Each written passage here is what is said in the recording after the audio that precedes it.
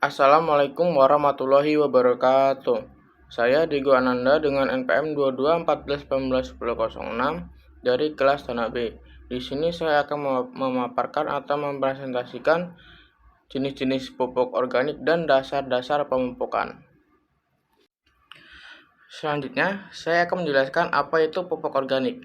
Pupuk organik adalah pupuk yang berasal dari sisa-sisa organisme hidup, baik sisa tanaman maupun sisa hewan yang telah mati yang telah mengalami dekomposisi. Kandungan haranya lebih sedikit dari pupuk buatan, tapi dapat meningkatkan kandungan bahan organik, memperbaiki struktur, dan mendorong kehidupan jasad ternik. Tujuan dari penggunaan pupuk organik yaitu meningkatkan kandungan unsur hara dan bahan organik yang ada dalam tanah, sehingga tanaman tersebut akan menjadi subur. Terdapat berbagai jenis pupuk organik. Yang pertama, pupuk kandang. Yang kedua, pupuk hijau. Yang ketiga, kompos. Dan yang keempat, guano. Yang pertama yaitu pupuk kandang. Pupuk kandang adalah pupuk yang berasal dari kotoran padat ataupun cair dari hewan ternak yang tercampur dengan sisa makanan ataupun alas kandang.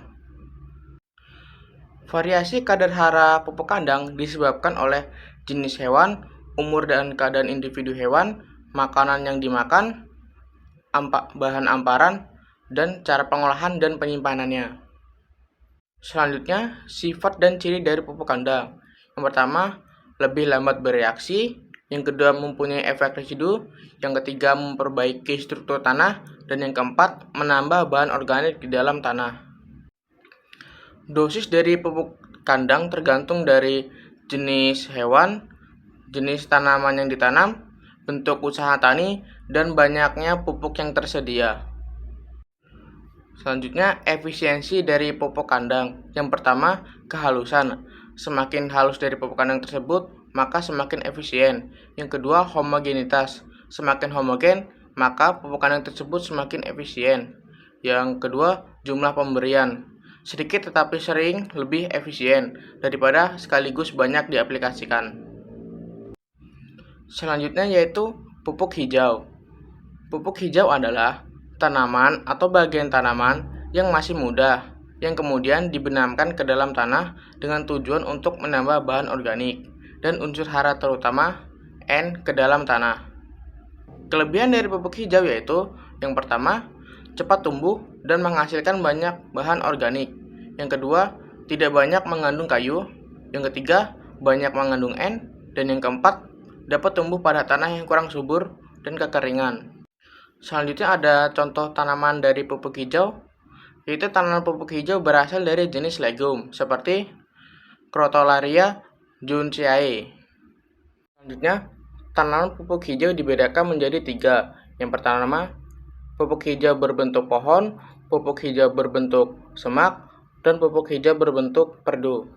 Yang pertama, pupuk hijau berbentuk pohon digunakan sebagai pohon pelindung. Contohnya seperti lamtoro dan turi putih. Yang kedua, pupuk hijau berbentuk perdu seperti Crotalaria sp dan Tephrosia candida. Yang ketiga, pupuk hijau berbentuk semak. Contohnya seperti Centrosema sp dan Mimosa revisa. Selanjutnya ada keuntungan dari pupuk hijau. Yang pertama, menambah bahan organik tanah. Yang kedua, pengawetan hara tanah.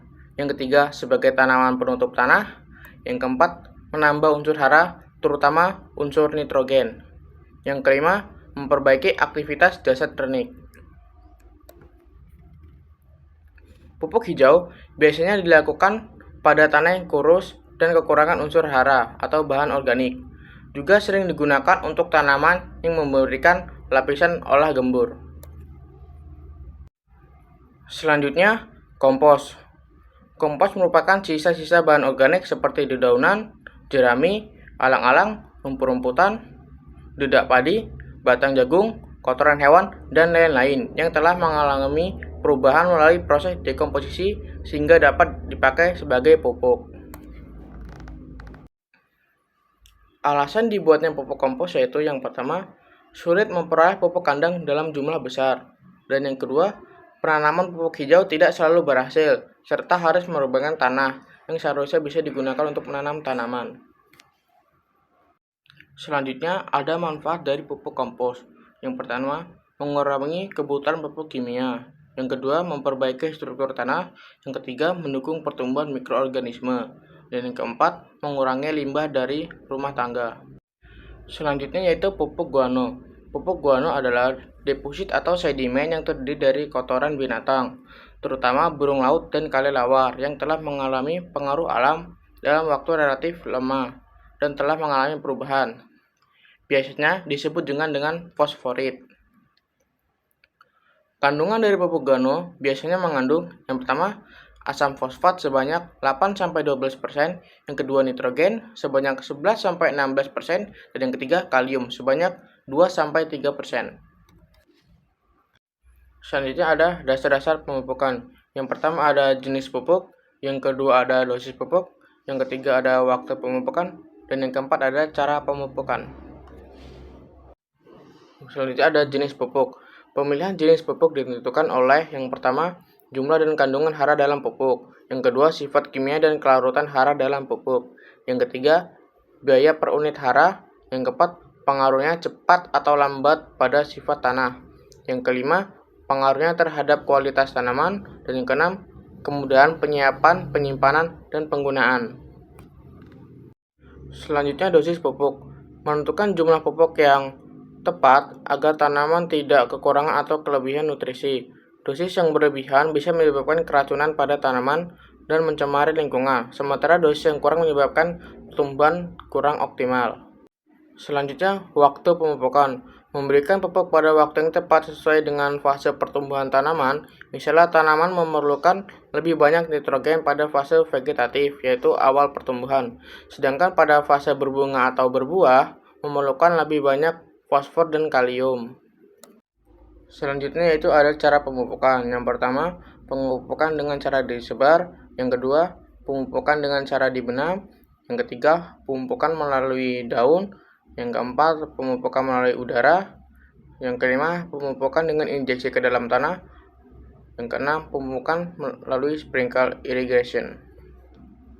Yang pertama, pemupukan dengan cara disebar.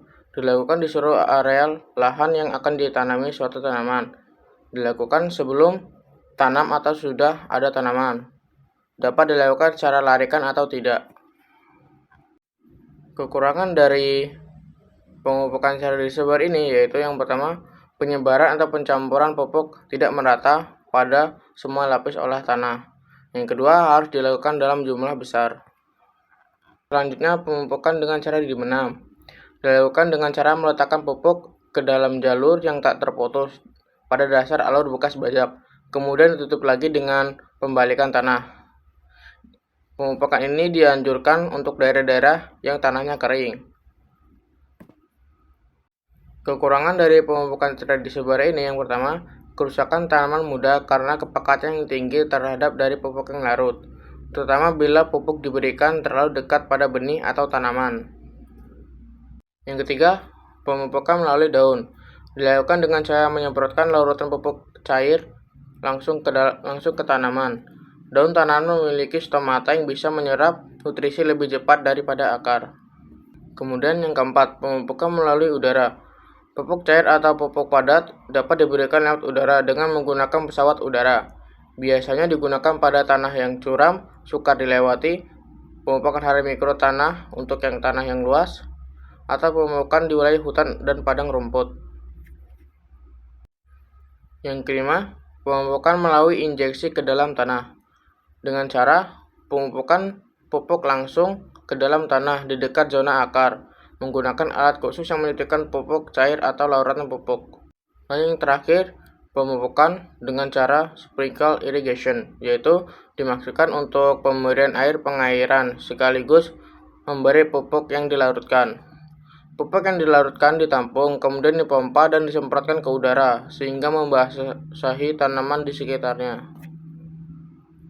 Kesimpulan dari PPT ini yaitu, terdapat beberapa jenis pupuk organik seperti pupuk kandang, pupuk hijau, kompos, dan guano, yang sama-sama digunakan untuk membantu menambahkan bahan organik di dalam tanah, sehingga tanaman dapat menyerap bahan organik tersebut untuk pertumbuhan yang optimal.